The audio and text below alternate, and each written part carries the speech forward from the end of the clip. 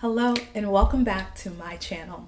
I'm really excited because today we continue this new Bible series called Women of the Bible, where we're taking a deeper look at the journeys of women God chose to look throughout Scripture and what their lives can teach us about alignment with Him. And interestingly enough, today's episode is being released on International Women's Day, which feels like the perfect moment to pause and reflect on the stories of women whose lives shaped history in ways that we're still learning from today. While the world often celebrates women through achievements, influence, or cultural impact, the Bible shows us something just as powerful: the stories of women whose lives intersected with God's purpose in unexpected ways. And one of the most powerful examples of that is the woman we're starting with today. Her name was Hagar. Now, at first glance, Hagar might seem like a background character in someone else's story. But when we really look closely, her life ends up shaping events that still echo through history today. Her story is also incredibly powerful because it shows us a moment where God sees someone who feels completely abandoned and overlooked. Something really interesting happens in her story. It's the first time in the Bible where a person gives God a name after a personal encounter with Him. So, before we jump straight into Hagar's story, I want to zoom out for a moment and look at the bigger picture of what's happening in Genesis, because her story makes more sense when we understand the larger story unfolding around it. If we go back all the way to the beginning of Genesis, we see God creating Adam and Eve. Eve is introduced as Adam's partner, and the Bible says in Genesis 2:18, "It's not good for man to be alone. I will make a helper suitable for him." From the very beginning, women were part of God's design for family, community, and relationships. And with influence always comes responsibility. But as we know, the story in Genesis takes a turn when Eve listens to the serpent and then gives the fruit from the tree of knowledge of good and evil to Adam. When they both eat it, they step out of God's command, and that decision leads to their expulsion from the Garden of Eden. From that moment on, humanity begins living in a world shaped by sin, brokenness, and separation from God. But even outside the garden, God does not abandon His creation. Throughout Genesis, we see God continuing to reveal Himself and work through individuals in this imperfect world. One example is Noah. When corruption spreads across the earth, God preserves life through Noah and his family and continues moving His story forward. As generations pass, we're eventually introduced to another key figure in Genesis, a man named Abram, right? Who later becomes Abraham. Abram originally came from a city called Ur of Chaldeans, an ancient city in Mesopotamia and what we would associate today as southern Iraq. After Abram's brother Haran dies, Abram's father Terah moves the family away from Ur towards the land of Canaan. But instead of completing the journey, they settle for a time in a place also called Haran in what is now southern Turkey. And it is from there that God personally calls Abram and gives him a promise that through him, God will establish a great nation. This promise wasn't simply about one family, though. It wasn't about one family being chosen above others. Rather, Abraham's descendants were meant to become an example, a people through whom God would reveal His covenant and demonstrate what alignment with Him was meant to look like in a world affected by sin. So, in other words, God's plan was never limited to just one group of people. Through Abraham's family, the plan was that eventually all people will come back to know God. And that's important to remember as we move into today's story, because throughout the Bible, we see God interacting with people who exist outside of the covenant family. And that's exactly where Hagar enters the story. After Abram and his wife Sarah had settled in Canaan for some time, the land experienced a severe famine. Because of the famine, Abram and Sarai traveled to Egypt. And it is during this part of the story that we meet Hagar, an Egyptian woman who becomes Sarai's servant. Now, at first, she appears to be a minor figure in someone else's story. But as we'll see, her life becomes the setting of a moment where God pauses the larger narrative to personally encounter someone society might have overlooked. And that encounter begins a story that still echoes today. At this point in the story, Sarah is an older woman, still barren. She has not been able to conceive and give Abram a child. Now, God had already promised Abram that he will become the father of a great nation. Later in the story, God even changes Abram's name to Abraham, meaning father of many nations, because his descendants will become as numerous as the stars. Sarai's name would also eventually be changed to Sarah, meaning princess, because she would become the mother of nations. But Sarah struggles to believe that promise. She is already beyond the age when women normally have children, and based on her human understanding, she can't see how God's promise could possibly happen. In fact, when she overhears the Lord telling Abram that she will have a child, she laughs at the idea. So what does Sarah do? Like many of us, when something important in our lives feels delayed or uncertain, she decides to take matters into her own hands.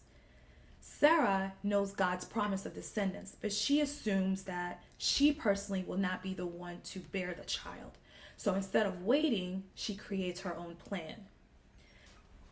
The Bible records Sarah saying to Abram, "The Lord has prevented me from having children. Go and sleep with my servant. Perhaps I can build a family through her." Genesis 16:2. The passage also says Sarai gave Hagar to Abram as a wife. So for modern readers, that wording can sound confusing. So it helps to understand the cultural context, right? In the ancient Near East, households sometimes had different levels of marriage relationships. The primary wife held the highest position in the household, but there could also be a secondary wife, or what you would call a concubine. So often, a servant woman is given to the husband if the primary wife could not have children. The purpose of this agreement was that the servant or concubine was to produce an heir for the household. Even though the servant carried the child would legally belong to the primary wife's household. So when Sarah gave Hagar to Abraham, Hagar entered as that second wife role. She became a secondary wife whose role was to bear a child for Sarah's household, but she was still not equal in status to Sarah. And when Hagar becomes pregnant, the dynamic in the household shifts. The Bible tells us that once Hagar realized she was pregnant, she began to look at Sarah with contempt. So when we understand the cultural situation, that reaction begins to make sense, right? Because in that society, producing the first son carried enormous significance. So even though Hagar was still technically a servant, she was now the woman carrying Abraham's first child. In other words, the servant now had something the primary wife did not. And so that shift created tension between the two women. And this moment also highlights something scripture shows us from the very beginning: the power of influence within a family. From Genesis onward, we see that husbands and wives influence one another's decisions. Earlier in Genesis, Eve influenced Adam in a decision that had consequences for all humanity. And here again, we see a moment where a wife brings a proposal to her husband, and that decision shapes the direction of the family's story. This doesn't mean women alone carry responsibility for these outcomes. Scripture consistently shows that both men and women are responsible for the decisions they make. But it does remind us that influence inside a marriage is very powerful. The choices we encourage in one another can either move us closer to God's direction or lead us away from it. So Sarah becomes angry, right? And she begins treating Hagar harshly. Eventually, the situation becomes so unbearable for Hagar, she runs away. Now, this is where the story takes a remarkable turn, right? Hagar, a pregnant servant, alone in a wilderness near the desert region of Shur, finds herself in one of the most vulnerable situations imaginable. And it is there, in the wilderness, that the angel of the Lord appears to her. The angel asks her a simple question: "Where have you come from and where are you going?" And Hagar answers honestly, and she says, "I'm running away from my mistress Sarah." And then the angel tells her something both difficult but important. He says, "Return to your mistress and submit to her." God does not only meet Hagar in her suffering, but he also gives her direction. The angel then gives her a promise. Her descendants will be too numerous to count. Now, this type of promise language in Genesis is usually spoken to patriarchs like Abraham or Jacob. Yet, here God speaks that same kind of promise to a servant woman in the wilderness. The angel tells her she will give birth to a son and should name him Ishmael, which means God hears, because the Lord had heard her suffering. And in this moment, something extraordinary happens. Hagar becomes the first person in Scripture to give God a name after encountering him personally. She calls him El Roi, the God that sees me. El Roi, the God that sees me. Because she realizes that even in the wilderness, even when she felt abandoned and invisible, God saw her. And in obedience to what God told her, Hagar returns. And so she goes back to Sarah and Abraham and ends up giving birth to Ishmael when Abraham is 86 years old. Years later, God fulfills his promise and Sarah gives birth to Isaac. But then another conflict arises. Sarah sees Ishmael, Hagar's son, mocking Isaac and demands that Abraham send Hagar and Ishmael away. Now, this deeply troubles Abraham because Ishmael is his son, let alone his firstborn son. But God reassures Abraham. He tells him Isaac will carry the covenant promise, but Ishmael will also become a nation because he is Abraham's son. So Abraham sends Hagar and Ishmael away with food and water. And once again, Hagar finds herself in the wilderness. But this time, she's not alone. She's traveling with her young son.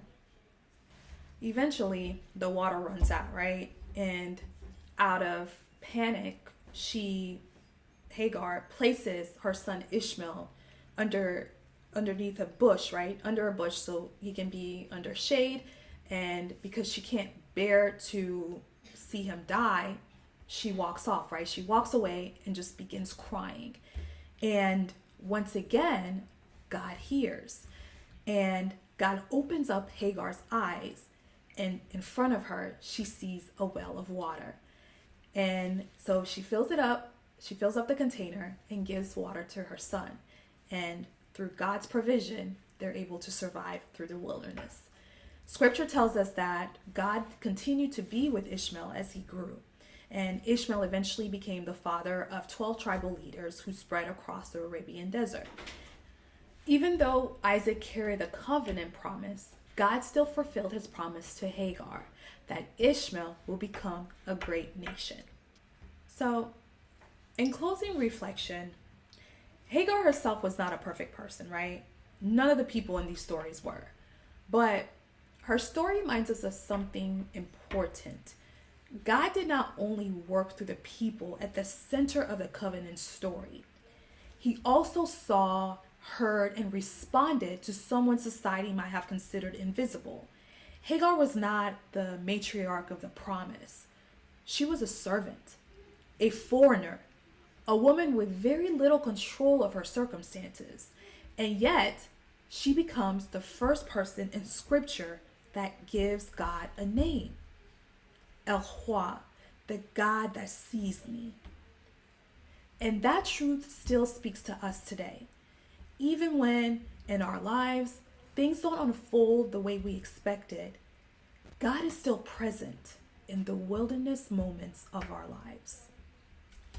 Next week, we'll continue this journey by looking at the story of Tamar, another woman who found herself navigating injustice and difficult circumstances, yet whose life still became part of the largest story God was writing. Thank you so much for watching, and I'll see you next Sunday.